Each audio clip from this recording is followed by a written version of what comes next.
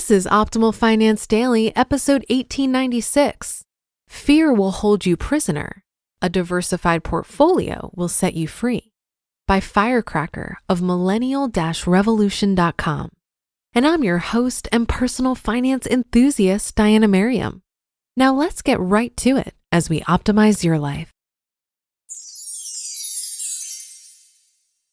Fear will hold you prisoner. A diversified portfolio will set you free. By FIRECracker of Millennial-Revolution.com. Quote, 20 years from now, you'll be more disappointed by the things you didn't do than by the ones you did do. So throw off the bowlines, sail away from the safe harbor, catch the trade winds in your sails.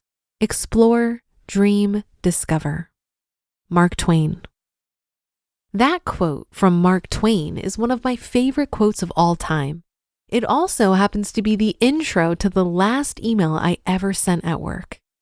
Poeticness aside, I was actually pretty scared at the time, cringing as my cold, clammy hand hit the send button.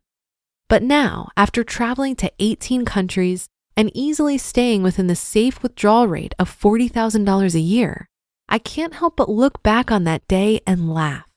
What the heck was I so afraid of? It seems hilarious now, but back then, no matter how many other FI blogs I read, and even when none other than Mr. Money Mustache himself emailed me telling me that my math was sound and that everything was going to be okay, it didn't matter. I was still terrified because that's the thing about fear.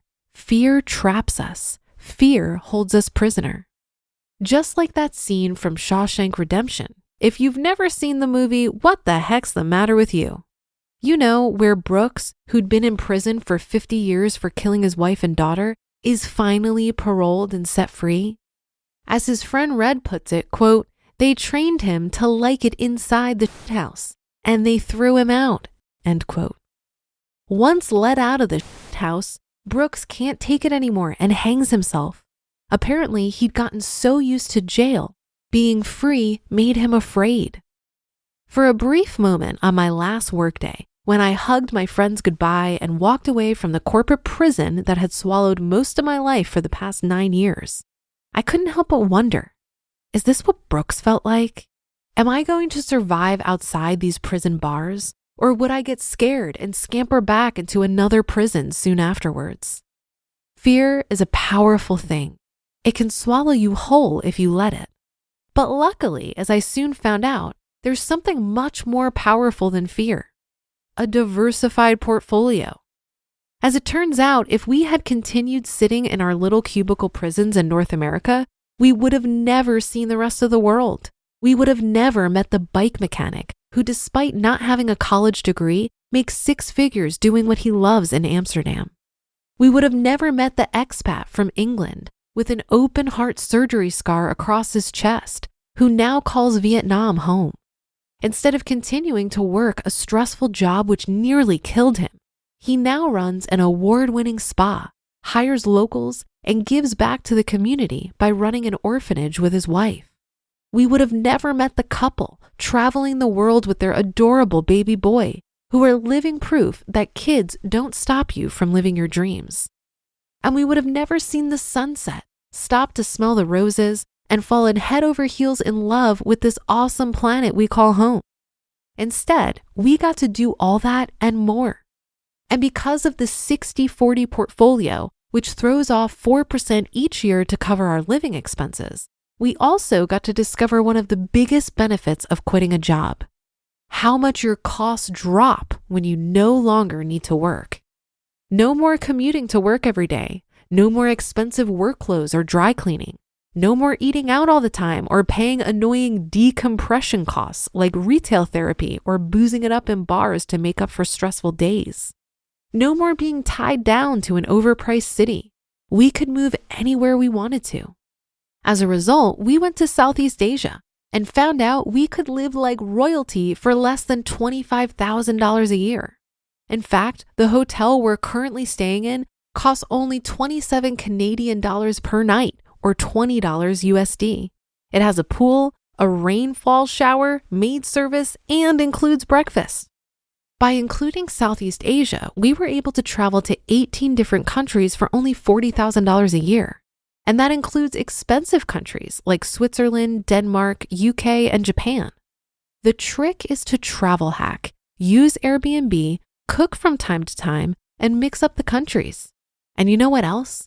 During this time, since we were able to mostly live off the dividends and let the capital value appreciate, our portfolio actually grew. In the years since we've officially left home, our net worth went up $27,000.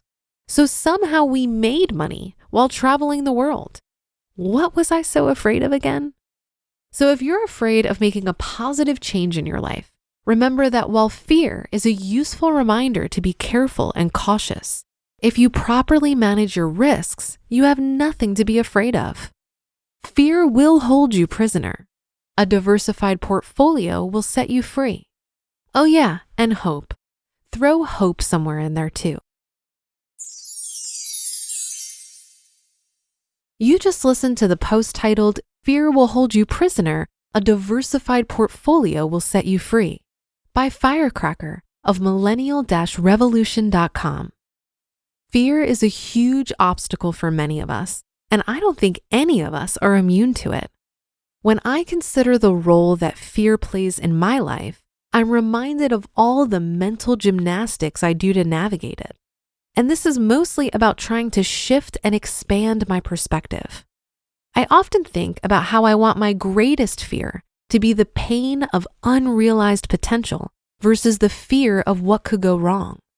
Once you reach a certain point of financial stability, continuing to work in a job you don't love has much higher opportunity costs. And while the reward for financial independence might be an existential crisis, what if we trusted that what's on the other side of that wall of fear is worth the climb? While we all may have different tolerances for risk, this simple act of being alive, of just existing, is incredibly risky.